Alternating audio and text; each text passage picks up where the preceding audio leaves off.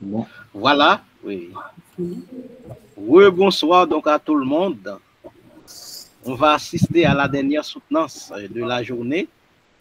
C'est celle de Madame Yvose Félix dans le sujet, donc, influence de l'instabilité politique sur la crédibilité des banques en Haïti face aux clients, le cas des institutions financières de Jacmel. Nous avons un jury composé du docteur Philippe Simon, encadreur, du docteur Christophe Providence, rapporteur, et moi, votre serviteur, Jude-Marie Saint-Martin, comme président de jury. Donc, Madame Félix, donc, vous avez 10 minutes pour faire la présentation de votre mémoire. Et ensuite, Monsieur Providence, le rapporteur, va faire ses remarques. Et également, donc, Monsieur Philippe Simon va enchaîner également dans ses considérations. Madame Félix, donc, vous avez 10 minutes. Merci. Monsieur le président du jury, messieurs les membres du jury, je vous remercie pour le précieux temps que vous avez accordé à la présentation de mon travail de fin d'études traitant le sujet influence de l'instabilité politique sur la crédibilité des banques en Haïti face aux clients, le cas des institutions financières de Jacmel. Je suis Yvose Félix, étudiante en master 2, filière Monnaie et Banque, Finance et Assurance. Dans les économies modernes, les banques jouent un rôle central dans la gestion de l'épargne et du crédit. En Haïti, l'instabilité politique chronique compromet la confiance des clients envers ces institutions. Les troubles sociopolitiques perturbent les activités économiques et affectent directement le secteur bancaire. Face à ces tensions, les banques doivent adapter leurs opérations et renforcer leur sécurité. Les fermetures répétées et la limitation des services nuisent à leur image et à leur fiabilité. Ce manque de stabilité pousse les clients vers des circuits informels affaiblissant le système bancaire. La crédibilité bancaire dépend autant de la performance financière que de la perception du public. L'instabilité haïtienne est enracinée dans des crises sociales et institutionnelles récurrentes. Cette fragilité systémique touche à la gouvernance et la performance du secteur privé. Le secteur bancaire, bien qu'essentiel, reste vulnérable aux soubresauts politiques du pays. Le cas de Jacmel illustre ces tensions, bien que relativement éloigné du foyer des violences politiques. Cette ville subit les effets des blocages nationaux, suspension des services, difficile d'accès aux guichets automatiques, fermeture temporaire des succursales. Cela affecte la relation confiance entre clients et banques, ce qui nous pousse à regarder dans quelle mesure l'instabilité politique nationale influence-t-elle la crédibilité perçue des banques locales. Quelles dimensions de la crédibilité bancaire sont plus affectées par l'instabilité politique? Quels sont les mécanismes de perception et jugement des clients en période de crise politique? Enfin, quelles stratégies les banques locales mettent-elles en place pour maintenir la confiance de leur clientèle dans un contexte instable? Nous avons formulé des hypothèses. L'hypothèse 1 stipule que l'instabilité politique en Haïti a un impact négatif significatif sur la crédibilité perçue des banques aux yeux des clients. Selon l'hypothèse 2, plus le niveau d'instabilité politique perçue est élevé, plus la confiance des clients envers les banques diminue. L'hypothèse 3 stipule que les dimensions de la crédibilité bancaire les plus affectées par l'instabilité sont la fiabilité, la transparence et la capacité de service. Enfin, l'hypothèse 4 postule que les banques mettent en place des stratégies de communication et de continuité de service visant à atténuer les effets de l'instabilité politique sur leur image. Nous nous sommes fixés des objectifs. Analyser l'impact de l'instabilité politique sur la perception de la crédibilité bancaire en Haïti en se concentrant sur les succursales de Jacmel, notamment l'Unibank, la Capital Bank, la Sogebank et la BNC. Comprendre les mécanismes à travers lesquels les tensions politiques influencent la relation client, identifier les stratégies mises en œuvre par les institutions financières pour maintenir la confiance dans un contexte instable et enfin, formuler des recommandations adaptées aux réalités haïtiennes. Comme outil de collecte des données, nous avons utilisé un questionnaire et un guide d'entretien. Le questionnaire pour recueillir des informations auprès des clients des banques et le guide d'entretien pour recueillir des informations auprès des employés des banques. Et comme outil d'analyse et de traitement des données, nous avons utilisé le logiciel Excel. Nous avons utilisé une triple approche, l'approche quantitative et descriptive, l'approche qualitative et une recherche documentaire. Et pour la population et échantillonnage, nous avons notre population cible concernant en premier lieu 100 clients, dont 25 de chaque succursale de banque de Jacmel et 10 personnels de chaque succursale de banque, des employés. Pour les résultats, en ce qui a rapport avec les réactions en cas d'instabilité politique, nous avons 62% des personnes interrogées déclarent avoir retiré une partie ou la totalité de leurs fonds pendant les périodes de troubles. 35% des clients évitent de se rendre en agence en raison des manifestations ou des blocages. Et enfin, 3% estiment que cela n'a aucun changement sur leur comportement. En ce qui concerne le degré de confiance envers la banque, nous avons seulement 20% des clients, des personnes interrogées se disent très confiants et 40% estiment leur banque totalement moyennement confiant, ce qui représente un total de 60% ayant une certaine confiance. Toutefois, cette confiance reste fragile face aux 40% restants. 30% des clients sont peu confiants et 10% déclarent n'avoir aucune confiance en leur banque. Pour l'opinion des clients sur la situation politique en Haïti, 70% des personnes interrogées considèrent le contexte politique comme étant très instable et 15% le jugent plutôt instable, ce qui représente une écrasante majorité de 93% partageant une vision clairement négative de l'environnement politique. Les effets des troubles politiques sur la confiance des clients, nous avons 60% des répondants déclarent avoir vu leur confiance diminuer durant les périodes de crise, tandis que 40% estiment que leur niveau de confiance est resté inchangé. Il est particulièrement révélateur qu'aucun répondant n'ait affirmé avoir renforcé sa confiance envers sa banque dans un contexte de turbulence politique. Pour la transparence de la communication des banques, nous avons 40% des clients qui estiment que leur banque communique de manière tout à fait transparente. Une majorité de 60% expriment un doute, dont 40% trouvent la communication pas vraiment transparente, 15% la jugent pas du tout transparente et 5% expriment un rejet total. Pour l'impact perçu de l'instabilité sur les services bancaires, nous avons 65% des personnes interrogées qui pensent que cela a une influence directement les services bancaires. 20% estiment que cela a un impact négatif sur les services bancaires, mais de façon modérée. Les autres 15% pensent que cela n'a aucun impact sur ces derniers. Ces chiffres nous montrent qu'au moins 85% des clients croient que l'instabilité politique a un impact sur les services bancaires, soit fortement ou de façon modérée.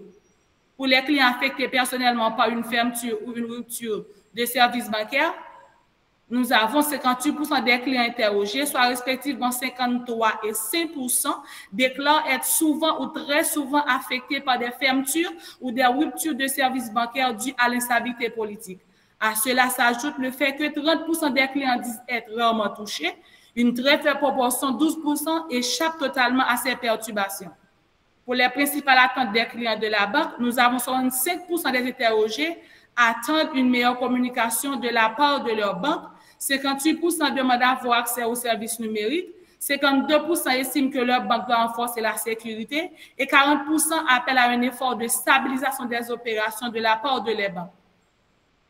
Pour la satisfaction face à la communication de la banque, nous avons 46% des répondants se déclarent insatisfaits de la communication reçue en période de troubles politiques, tandis que 36% soient moyennement satisfaits. Seuls 18% expriment une satisfaction élevée, ce qui met en évidence un manque de communication efficace et rassurante de la part des institutions bancaires locales dans les moments de crise. Par rapport aux conditions de vérification de nos hypothèses préétablies, donc toutes nos hypothèses sont révélées, infirmées. Nous avons formulé des recommandations, créer des canaux de communication de crise, améliorer la sécurité et la continuité du service, restaurer et maintenir la confiance des clients, développer l'autonomie locale des succursales et enfin, investir dans les services digitaux. Donc, merci pour votre écoute et pour votre attention. Merci, Madame Félix, pour votre présentation. Donc, vous avez respecté le temps. Donc, vous avez utilisé optimalement donc, le temps. Maintenant, donc, la parole est au docteur donc, Christophe Providence donc, pour ses remarques. Merci, Monsieur le Président, pour ce temps de parole. Merci pour cette présidence. Je commence par saluer et remercier Yves Félix pour son exposé, son travail, que j'ai lu avec beaucoup d'intérêt, hein, d'autant plus que c'est, même si tout à l'heure on verra comment améliorer la formulation de son sujet, mais la thématique, c'est une thématique qui interpelle tout le monde, d'autant plus qu'en ce moment, l'US particulièrement fait face à des défis, hein, et en lien avec justement les services bancaires. Donc ça fait pratiquement un double intérêt. Donc, merci pour d'avoir choisi ce sujet. Merci pour l'exposé. Je trouve que c'est vraiment un très, très bon effort, hein, déjà d'avoir voulu prendre en compte pratiquement les banques qui existent à Jacmel. Hein, donc, ça veut dire que Yves n'est pas, comme beaucoup d'autres, paresseuse. Elle n'est pas paresseuse. Hein, et voilà, donc elle a pris, voilà, sur elle de considérer 4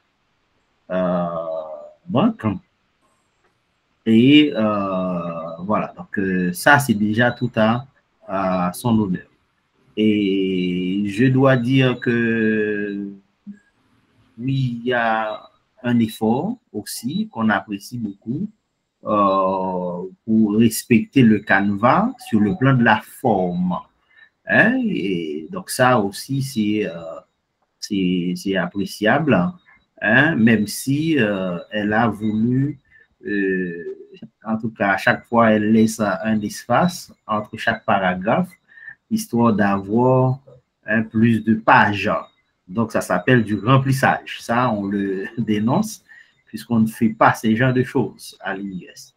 D'accord? Donc, il faut ici partout, hein, dans tout le document. Donc, sur le plan de la forme, c'est une très bonne transition.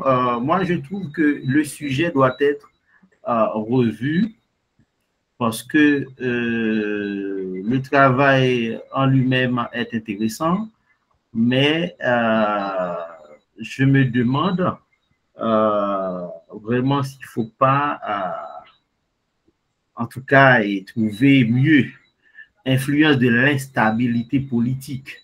Instabilité politique, hein, sur la crédibilité des banques. Instabilité, pour moi, le lien ne peut pas être un lien direct. C'est un lien indirect. Quand on met d'un côté instabilité politique, de l'autre la crédibilité des banques, le lien, c'est un lien indirect.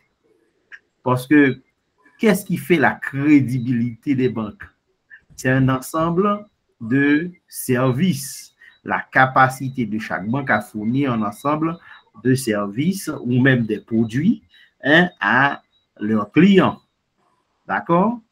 Maintenant, l'instabilité, si le lien n'est pas direct, je me demande s'il ne faut pas aller vers une autre formulation.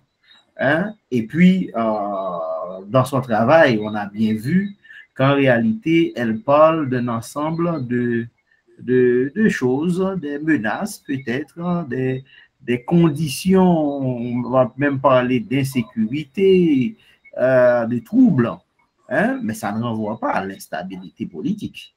L'instabilité politique, à mon avis, c'est plus vaste. Tu as pris des conséquences de l'instabilité, hein, pour, voilà. Donc, il y a quelques conséquences que tu aurais intérêt à tout simplement identifier ou afin de mieux formuler le sujet. Ça, c'est la première remarque sur la forme. Autre remarque sur la forme, il faut faire attention. Par exemple, quand on prend la liste des tableaux et des figures, tu mets figure 0-1, tu répètes encore 0-1, hein, donc il y a deux figures qui seraient, hein, voilà, et quand on va dans le corps du texte, il n'y a pas de figure 0-1. Il n'y a pas de figure. Je ne vois pas, je ne comprends pas pourquoi tu as mis ça. Donc, il faut nettoyer parce que c'est vraiment pas sexy. Hein? 0-11, 0-12. Mais si tu dis figure 0, pourquoi 0? 0 quoi? Donc, ça, c'est vraiment, il faut nettoyer pour ça, même si on reconnaît que même s'il n'y a pas toujours la bonne correspondance, mais elle a mis un numéro de page. Hein? On dirait que à la page 68, on va retrouver ce qui serait étonnant, 4 tableaux. Tableau 1, répartition par sexe, tableau 2, juste 4 tableaux sur une seule page. Donc, ça veut dire que quelque part, il faut faire correspondre hein, les choses, surtout les titres. Et puis, dans la présentation, toujours sur la forme hein, des tableaux, des figures, attention, il y a le titre c'est avant, d'accord, de l'illustration, d'accord, il y a le corps de l'illustration et la source après. Et là, malheureusement, elle a malheureusement pris beaucoup de liberté. Hein? Et donc, j'invite vraiment l'étudiante à faire attention et à corriger ça. Donc, tantôt, elle a mis le titre. Alors, il y a la figure, ou bien, voilà, la figure, le titre et la source immédiatement après le titre. Je ne sais pas d'où elle tient cette façon de faire. Alors, en tout cas, ce n'est pas à l'US puisqu'on a vraiment clairement mis l'accent sur la bonne manière de présenter. Autre élément qu'il faudra corriger, tu as un sérieux problème de syntaxe dans ton document parce que tu fais la ponctuation comme tu veux et surtout quand tu veux. Parce que certaines fois, une phrase, bon, je me rappelle de cette petite leçon, une phrase se termine toujours par un point. Hein? Et bon, certaines fois, elle ne met pas de point, d'autres fois, elle met un point et après avoir mis le point, elle met la référence. Les références ne sont pas toujours correctes selon les normes. Elle a même pris beaucoup de liberté en citant des textes en note en bas de page, ce qui est interdit à l'IUS puisque on utilise le style à part. Vraiment, il y a un nettoyage à faire, vraiment au niveau des problèmes de syntaxe, hein, de ponctuation et aussi de citation pour rester toujours dans cette logique-là de citation. Moi, je n'ai jamais compris pourquoi absolument on veut faire les deux. On cite tantôt dans le code du texte, tantôt en note en bas de page, etc., lorsque les consignes sont claires. Donc, sur cette question de référence, il faut revoir la bibliographie également. Hein? Parce qu'il y a des règles de présentation et tu as le canevas de l'IUS qui te dit c'est classé par nom d'auteur, il ne faut pas t'amuser à créer des doublons, il faut classer par nom d'auteur et par ordre alphabétique, et il faut mettre toutes les références, donc les références doivent être complètes, d'accord, hein, les références complètes, et on ne met pas quand on veut en italique, quand on veut sans tenir compte des choses. Non, attention. Quand il s'agit d'un ouvrage, quand il s'agit d'un article scientifique, etc. Donc, merci de retourner dans le canevas de l'IUS pour pouvoir vraiment mettre en application les choses. Voilà, donc ça, c'est toujours sur le plan de la forme. Bon, autre élément sur toujours la forme, hein, pardon, il y a, on va dire, cette volonté, hein, d'une certaine manière. Alors, non seulement il y a des fautes, hein, il y a des fautes d'orthographe aussi, hein, il y a des phrases qui sont très, très longues. Hein, donc, ce qui rend vraiment le texte un peu difficile à lire. Hein, donc, il faut regarder, revoir ton style de rédaction, hein, d'un point de vue de la langue. Et on conseille toujours aux étudiants d'imprimer le texte, de faire le travail de correcteur et, s'il le faut, de demander à quelqu'un de lire, de faire vraiment la correction. Il faut que la personne puisse être en mesure de le faire, bien entendu. Alors, autre élément, on a déjà parlé de la bibliographie et le style à part. Les données, bon, il y a vraiment lieu de revoir la présentation des données. Donc, on a parlé des tableaux, des graphiques, et on ne les présente pas de n'importe quelle manière. D'accord? Maintenant, sur le plan du fond. Donc, on a vu que, oui, il y a une volonté déjà dans la problématique de bien contextualiser les choses, pardon, et ça, c'est tout à son honneur, puisqu'on est clair, on a vraiment une préoccupation à Jacmel, c'est-à-dire de voir comment la crédibilité, comment les banques fonctionnent, le fonctionnement des banques dans un contexte difficile.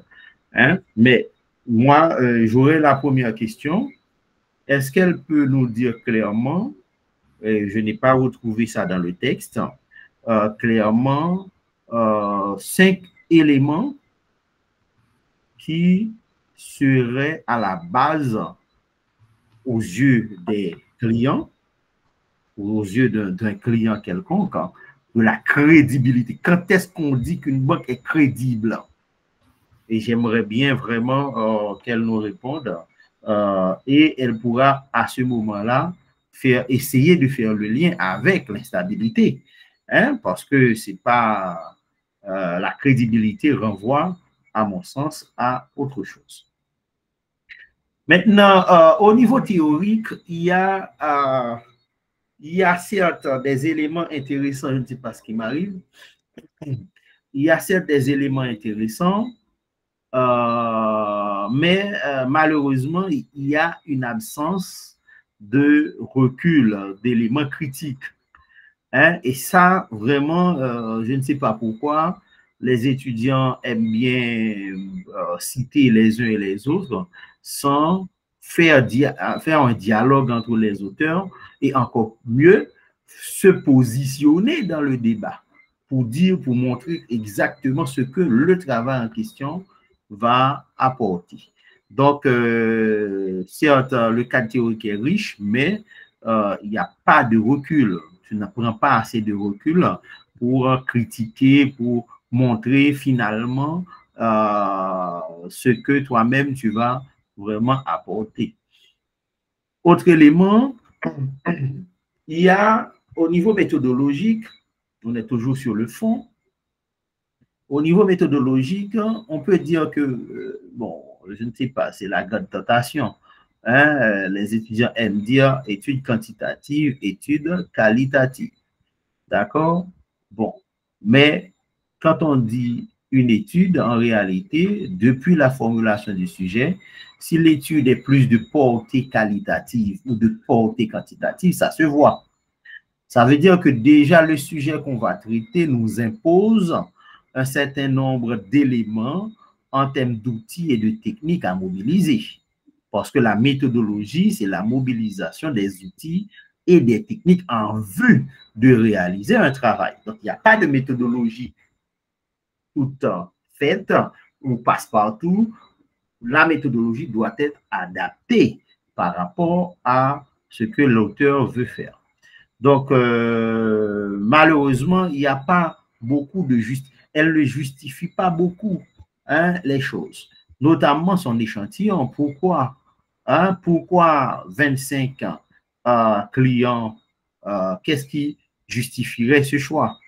Et quels sont les critères de choix de ces clients? Est-ce qu'il s'agit de grands clients, des gens qui ont, je ne sais pas moi, 100 000 dollars en banque ou je ne sais pas. Hein, quels sont les critères? C'est la deuxième question. J'espère qu'elle pourra nous aider à voir plus clair. Ce serait bien de pouvoir justifier tout ça. Autre élément, toujours au niveau de la méthodologie, il faut, quand tu as tout ça comme données, il faut pouvoir les exploiter toujours en faisant tout ce que au niveau théorique, tu as pu déjà proposer. Donc, c'est ça qui manque. Donc, il faut une analyse et une interprétation adaptée ou qui correspondrait à ce que toi-même tu veux démontrer. Donc, voilà pourquoi ici, il faut une meilleure exploitation statistique des données. Les données sont là. Et c'est même parmi les mémoires où je trouve qu'il y a beaucoup de figures, beaucoup de tableaux. Je vous donne une idée rapidement pour montrer au public, même s'il y a beaucoup de problèmes au niveau des répétitions, etc. Donc, elle a 14 figures dans son travail et 12 tableaux. Donc, c'est pour vous dire que sur le plan statistique, l'étudiante a fait un travail fort appréciable, mais déjà, ça indique qu'il s'agit d'un travail quantitatif, avec tout ça, de tableaux, généralement. D'accord? Puisqu'on va, surtout dans les tableaux, retrouver des données chiffrées. Voilà, et autre chose, comme tu n'as pas su exploiter la richesse de tes des données collectées, alors d'un point de vue statistique, ça fait que tu es plus dans la description. Tu as des commentaires, mais des commentaires descriptifs. Or, il faut apprendre à relier ce que tu as trouvé sur le terrain avec tout ce que tu avais posé sur la table comme considération théorique. Et ça pourrait renforcer ton analyse, renforcer ton travail. Disons qu'il y a telle posture théorique que tu partages avec, je ne sais pas, Dr Saint-Martin, qui a démontré ça, et tu as démontré dans ton travail, après avoir balayé un ensemble de théories, tu vas adopter la posture théorique de Saint-Martin qui, dans son travail, propose une analyse en termes de tel élément. Eh bien, quand tu as tes données et que le répondant te dit ah oui, il y a ça, et tu dois faire le lien à ce que Jude-Marie Saint-Martin avait annoncé dans sa théorie. Tu vois, donc ça permettrait d'enrichir l'analyse, de ne pas rester uniquement sur une analyse descriptive, mais de vraiment d'approfondir, c'est ce qu'on appelle en même temps interprétation. Il y a analyse et interprétation. Donc l'analyse peut être descriptive, mais l'interprétation doit vraiment faire le lien avec le corpus théorique. Donc, du coup, qu'est-ce qu'il faut retenir? À mon avis, il y a 9 grands chantiers pour toi. J'espère que tu as bien compris. Dans ton résumé, premier chantier, ton résumé, il faut vraiment dire les choses et ne pas les annoncer dans le résumé. On dit les choses. On parle de notre échantillon, par exemple. Il s'agit de 100 clients et 10 employés qui auraient, etc., etc. Il y a X pourcentage qui, voilà. Donc, il faut aussi clairement dans le résumé reprendre les principaux résultats que tu as déjà trouvés. Donc, pour permettre à ce que, au moins, par la suite, on démontre ce que le travail aurait apporté. Dans ton introduction, là aussi, il faut réduire, en tout cas, les répétitions. Il faut trouver la bonne formule hein, pour préciser hein, le problème de recherche hein, et même ton sujet, rappelle-toi, on a dit ça. Ton premier chapitre, il faut pas simplement te contenter de juxtaposer les définitions selon un tel. Il faut faire un débat théorique. Par exemple, j'aimerais bien voir un débat, ce débat théorique entre Miskin et Huntington que tu as utilisé dans ta approche. Ce serait bien de... Et au final, tu te positionnes à tel endroit, à tel niveau, ce serait génial. Et dans ton chapitre 2, il faut davantage. Hein, là, c'est vrai que tu parles d'instabilité politique, mais il ne faut pas oublier que généralement, c'est au niveau macro. Tandis qu'à Jacmel, est-ce que les manifestations, en tout cas, et tout ce qui va se passer, est-ce que c'est facile de faire le lien? C'est pour ça que j'ai un peu de problème avec cette question d'instabilité politique. Hein? Peut-être il y a une situation, il y a une crise, hein? Une crise peut-être qui aurait des impacts sur le fonctionnement des institutions, etc., etc. Est-ce que c'est l'instabilité politique? Je ne sais pas. Hein, donc, voilà. Au niveau méthodologique, il ne faut pas oublier hein, de justifier, puisque même si je trouve que tu as fait un travail assez intéressant d'avoir au moins 100 clients, d'interroger 100 clients, oui, c'est bien, mais il faut justifier quand même. Pourquoi 100? Pourquoi pas 200? Pourquoi pas 50? Pourquoi? Vous voyez, donc il faut montrer quelles sont les caractéristiques hein, de ton échantillon. Ça aussi, ça permet de montrer à la fois tout le potentiel que tu as mobilisé, mais également les limites de ce que tu vas raconter dans ton travail. Donc, c'est extrêmement important, il faut bien délimiter tout ça. Chapitre 4, à mon avis, il faut encore une fois faire le rapprochement. Donc, il n'y a pas d'interprétation. Donc, la littérature avec le niveau théorique et le niveau empirique. Et puis, septième chantier, dans ta conclusion, j'espère que tu vas pouvoir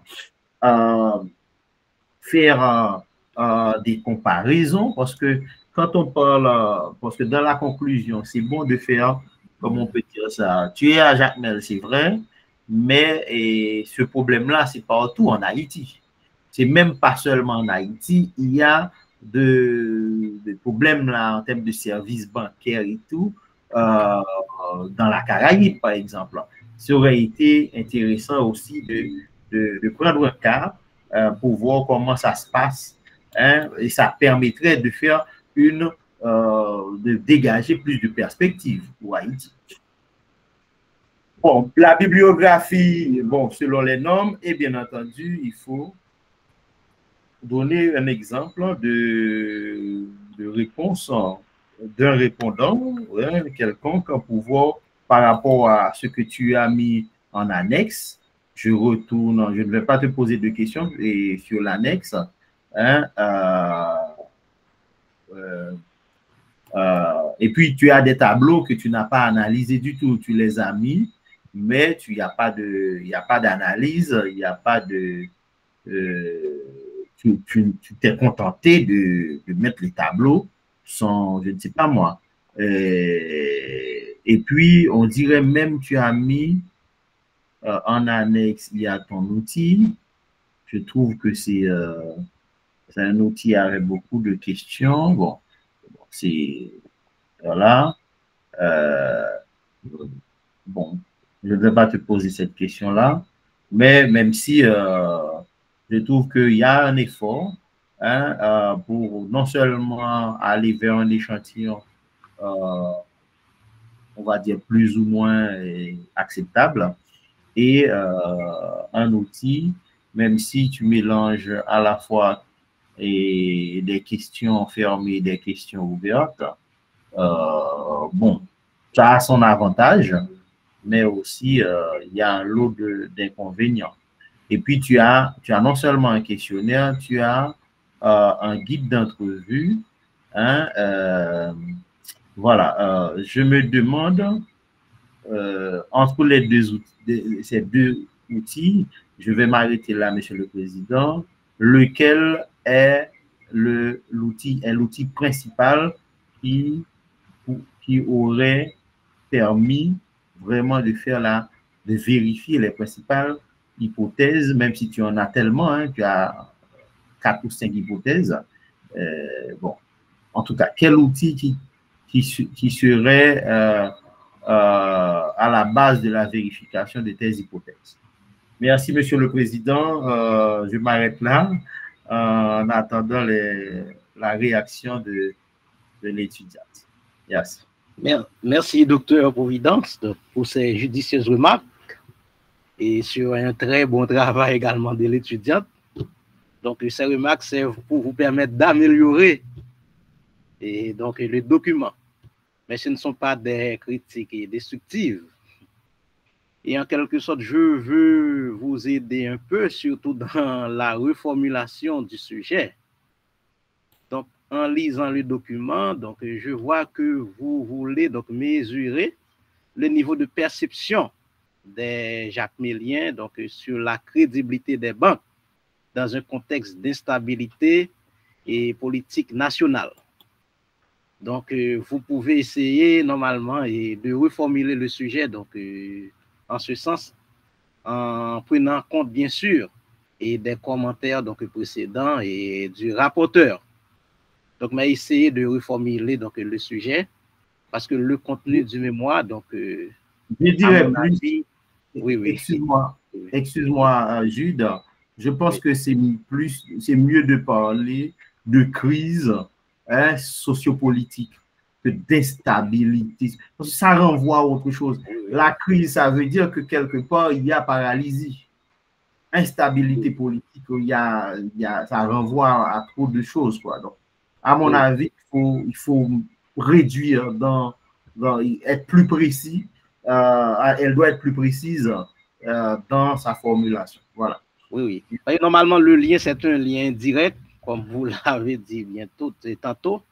Donc, normalement, donc, les crises sociopolitiques, les banques ont pris des décisions, des fois, et des décisions, et je dirais, donc, qu'on conteste. Par exemple, les décisions concernant le dollar, donc, et autres. Donc, mieux vaut mesurer la perception donc, des gens et sur la crédibilité des banques et dans le contexte de la crise socio-économique ou du moins sociopolitique. Je ne sais pas. Donc, c'est à vous donc, de décider. Donc, et à présent, donc, l'encadreur, donc, docteur Simon, vos considérations donc, sur le travail. Okay, donc, merci, Monsieur le Président. Donc, bonsoir, Madame Félix. Donc, je te félicite puisque tu as pu arriver à terme de ce travail, que tu as mis un temps important pour travailler là-dessus. Je te félicite pour ça. Effectivement, il y a eu quelques difficultés durant le processus de ton travail. Donc, ce n'est pas évident. Donc, comme je l'ai dit souvent, donc, lorsqu'il s'agit de faire une étude en master, donc c'est vraiment un titre important. Donc, je pense que statistiquement en Haïti, donc aujourd'hui, demain, si tu as obtenu ton master, tu vas faire parmi, je ne sais pas, les 1000 ou moins de 500 personnes en Haïti qui a ce titre-là. Je ne sais pas, je n'ai pas de statistiques, je ne veux pas fabuler là-dessus, mais je pense que tu vas faire parmi les personnes les mieux diplômées en Haïti. Donc, c'est quand on a un travail de recherche comme ça, il faut vraiment prendre ça à cœur et les remarques. Mais la première chose que je vais dire, on dirait, je ne sais pas si tu as une secrétaire ou un secrétaire à côté de toi, je n'ai pas l'impression que tu as noté l'ensemble des remarques qui ont été faites depuis tout à l'heure là. Je n'ai pas l'impression de ça, puisque quand l'étudiant écrit, ou bien à moins que tu enregistres en même temps, ou bien tu vas relire la présentation, je n'ai pas l'impression que tu as pris des notes, surtout pour améliorer ton travail. Donc, c'est important même si écouter et écrire en même temps, c'est pas la même chose. Donc, c'est toujours important, quand on vous fait des remarques, c'est toujours important de prendre note et après pour regarder ce qu'on écoute, si ça va faire le... Peut-être tu as ton secrétaire à côté qui prend note, donc je ne sais pas. Donc, ça, c'est important. Donc, tu vas nous dire tout à l'heure, mais il n'y a pas de souci. Tu peux nous dire tout à l'heure si tu as bien noté ou bien comment tu vas faire pour prendre les remarques en cours. Donc, effectivement, la première chose, je vais dire, l'étudiant a pu essayer de faire quelque chose, l'analyse, de montrer quelque chose, mais je pense qu'il y a quelques faiblesses. Donc, dans le cadre de l'utilisation de certains outils d'analyse, je pense que l'étudiant a quelques faiblesses de maîtrise de ces outils-là. Donc, c'est qu'il a empêché d'aller beaucoup plus loin dans l'analyse de ces données. Donc, je pense qu'effectivement, quand j'ai échangé avec elle, en fait, je pense qu'elle doit avoir des difficultés de maîtrise des outils d'analyse. Donc, ce qui fait que, en fait, dans le cadre d'un travail de recherche, il est aussi important de voir vos faiblesses et comment les améliorer. Par exemple, si vous ne maîtrisez pas on va dire, comment exploiter MemWord, il y a des vidéos disponibles, j'ai dit souvent aux étudiants, quand vous ne savez pas, il y a beaucoup de choses sur Internet, à vous de s'auto-éduquer pour pouvoir mettre à disposition les outils nécessaires pour pouvoir mieux améliorer votre travail. Donc, c'est à vous de rendre le travail performant, même si l'encadreur, ou bien on va vous donner tout, à un certain moment donné, il y a des choses, si vous ne faites pas l'effort pour les apprendre, ça ne va pas avancer. Donc, je pense qu'on a échangé là-dessus avec conseil étudiant, comment il fallait améliorer. Je pense par rapport à certaines remarques que le professeur Providence a fait, ces remarques-là pourraient améliorer si l'étudiant avait pris en compte ce qu'on l'avait dit tantôt. Donc, même une remarque qu'il a faite, je l'avais dit, la question d'espace. Donc, je ne sais pas pourquoi il avait tant d'espace. Je l'avais même à un certain moment donné réduit carrément, mais l'étudiant apparemment les a laissés dans la version finale de son travail. Donc, en gros, effectivement, je les remercie pour l'effort qu'elle a fait. Donc, la seule chose, j'aimerais bien qu'elle nous, comme le professeur Christophe l'a dit, donc j'aimerais bien que tu nous expliques par rapport aux deux méthodes que tu as utilisées, surtout les entretiens, comment tu as analysé les entretiens. Donc, si tu pourrais nous apporter quelques éléments de réponse sur l'analyse des entretiens que tu as fait auprès des cadres des banques. Donc, cet élément-là, je ne l'ai pas trop ressenti dans le travail. Les éléments que tu as récoltés, comment tu les as analysés dans ton travail. Donc, merci, Président. Peut-être s'il y a la possibilité, j'ajoute un dernier élément à la fin. Pour le moment, ça va. Merci. D'accord. Merci, Dr. Simon. Et Madame Félix? Oui, je suis là, Monsieur Gilles. Oui, vous pouvez réagir. En premier lieu, je remercie Dr. Providence pour ses remarques. Donc, comme Dr. Philippe vient de dire, j'ai noté, j'ai pris note et après, je vais réécouter l'enregistrement et pour apporter une amélioration, comme Dr. Providence l'avait dit tout à l'heure. Donc, okay. Dr. Providence, vous m'avez... Je peux? Oui. Vous m'avez demandé de citer 5 éléments qui peuvent rendre une banque crédible, c'est ça? Oui. Vous pouvez continuer. Donc, ce n'est pas vraiment un dialogue. Donc, en premier lieu, je peux dire que la régulation et l'autorisation légale, c'est un premier élément. Et ensuite, je peux dire la transparence financière. Ensuite, la réputation et l'expérience, la sécurité et la fiabilité des services et la qualité du service client. Tous ces éléments peuvent contribuer à dire qu'une banque est crédible. Et ensuite, vous m'avez demandé encore de dire quand une banque est crédible. Donc, on peut dire qu'une banque est crédible, c'est quand une banque est crédible, c'est quand elle a la capacité et la volonté d'informer, quand elle a la capacité et la volonté à se protéger les dépôts, et à rendre le service promis même en contexte adverse.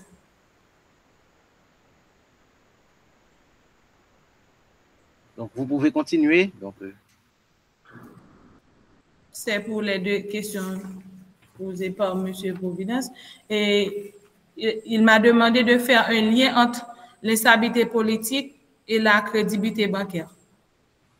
Donc, je pense que l'instabilité politique fragilise la crédibilité bancaire car elle perturbe la continuité des services.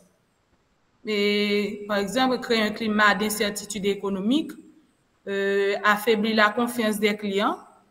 Je peux dire que toute crise politique peut réduire la crédibilité perçue et compromet la fidélisation ainsi que la stabilité du système financier.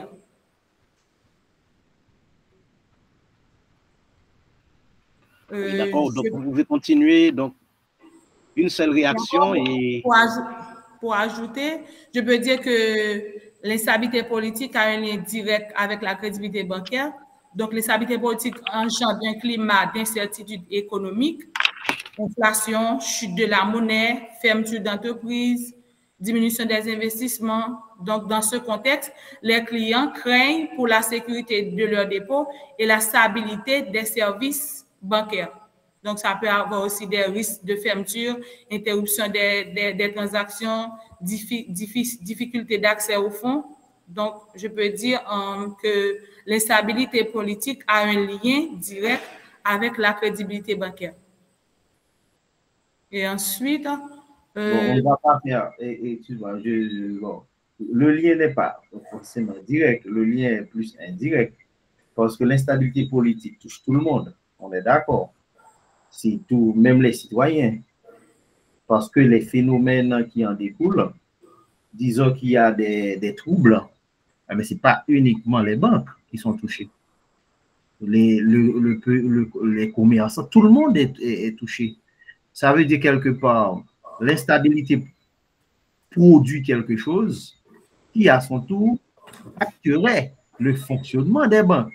Maintenant, il faut trouver quel élément de cette instabilité, de ce vaste ensemble, qui serait plus à même d'expliquer ou de se rapprocher ou de justifier la crédibilité ou pas des banques.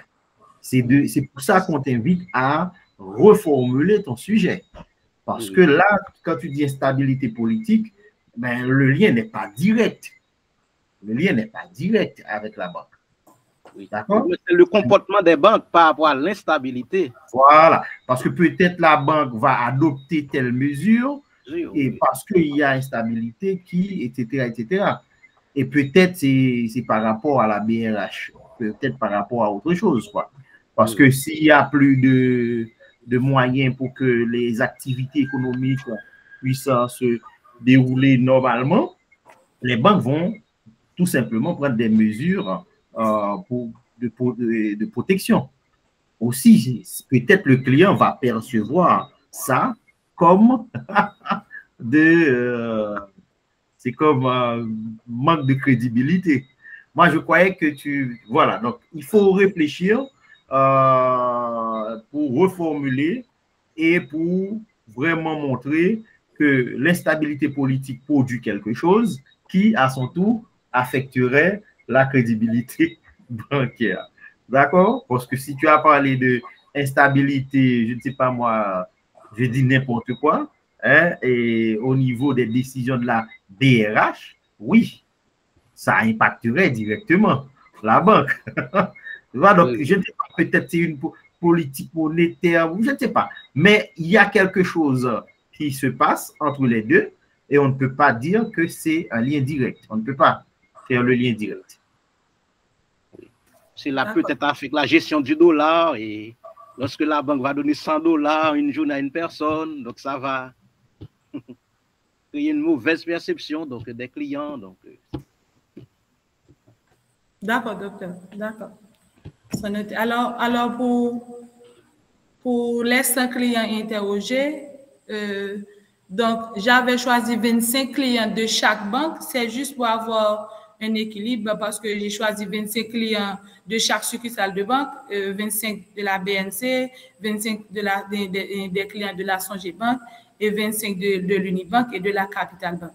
Donc, parmi eux, nous avons ciblé 30 personnes dans les secteurs commerce, fabrication, services, donc 10 clients par secteur et les 70 autres ont fait un choix au hasard devant les succursales de banque. Il faut bien justifier ça. Hein? Il faut bien justifier dans le document qu'il y a d'abord, tu as pu identifier dans tel secteur des clients, hein? Peut-être c'est, je ne sais pas, hein? Voilà, et il faut justifier. C'est dans le document, docteur, excuse-moi, c'est dans le document? Oui, mais ce n'est pas bien justifié. Hein? C'est pour ça ma question. Parce que quand tu écris, tu ne seras pas là. Le lecteur doit comprendre exactement ce que tu veux lui dire. Donc, quand tu présentes ton échantillon, d'ailleurs, tu as dit 30 sur 100.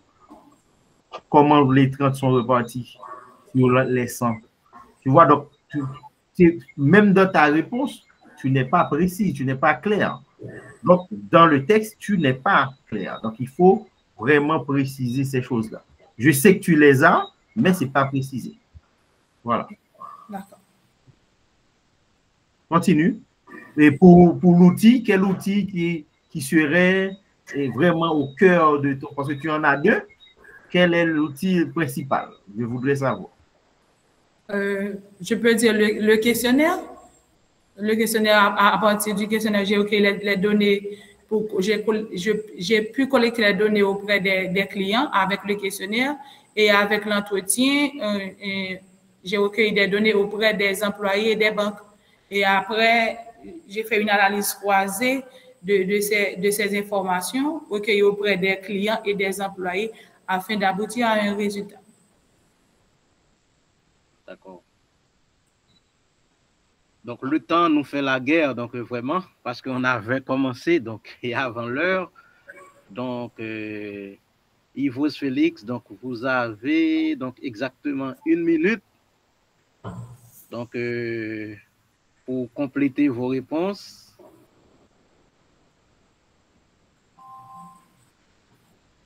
Si vous avez d'autres réponses, bien sûr. Donc, pour l'outil que j'ai utilisé pour vérifier les hypothèses, donc je peux dire que c'est le questionnaire en soi, parce que dans le travail, j'ai un parti où j'ai mentionné donc, les questions qui m'aident à vérifier les hypothèses. Donc, chaque question, donc même si j'ai 4 hypothèses, mais chaque hypothèse a rapport avec 2 questions. Donc, du coup, c'est le questionnaire qui m'a aidé de vérifier les hypothèses. Donc, enfin, donc, pour conclure, je remercie les membres du jury. Je remercie spécialement Dr. Philippe Simon pour son attention, donc mon encadreur.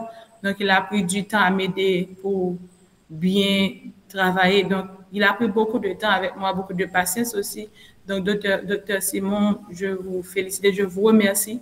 Et je remercie Dr. Providence pour ses remarques. Et enfin, je remercie M.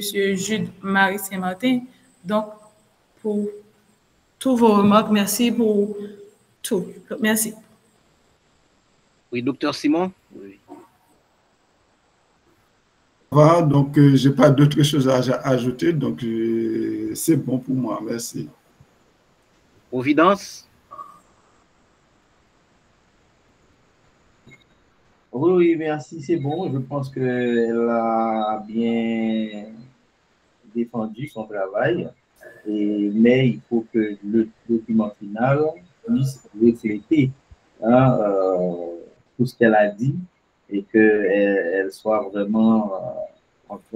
elle doit totalement mettre en application les règles de l'art à l'US en matière de présentation et de contenu. Merci, monsieur. Merci, docteur Providence. Une fois encore, félicitations donc, à Madame Yvose Félix pour son travail. Donc, c'est un bon travail, mais il suffit normalement de prendre en compte et les remarques de votre encadreur et surtout du rapporteur, donc pour peaufiner donc le document. Donc merci aux participants et demain on aura une autre journée, un autre marathon encore. Donc vous êtes attendus demain donc à 3 heures. Oui, oui. Une seconde, par rapport à la bibliographie, je remarque, je pense que le style n'est pas la même du corps du texte, il faut regarder ça aussi. Et la première référence de la bibliographie n'est pas en ordre alphabétique. Je pense que c'est pas erreur, comme tu l'as fait en insertion. Donc, il faut revoir la première référence bibliographique qui n'est pas bien intégrée. Je pense que ça commence par M au lieu de A. Donc, il faut regarder ça. Je ne sais pas pourquoi c'est l'insertion automatique qui a fait ça. Donc, voilà. Merci. Donc, il faut, à côté des remarques des membres du jury, donc il faut donc revisiter le template de l'IES en matière de rédaction de mémoire. Donc, merci à tout le monde et à demain. D'accord, docteur, merci. Bonne soirée. Bonne soirée. Demain, nous aurons 5 soutenances. Bonne soirée, oui, oui. On vous attend. Voilà.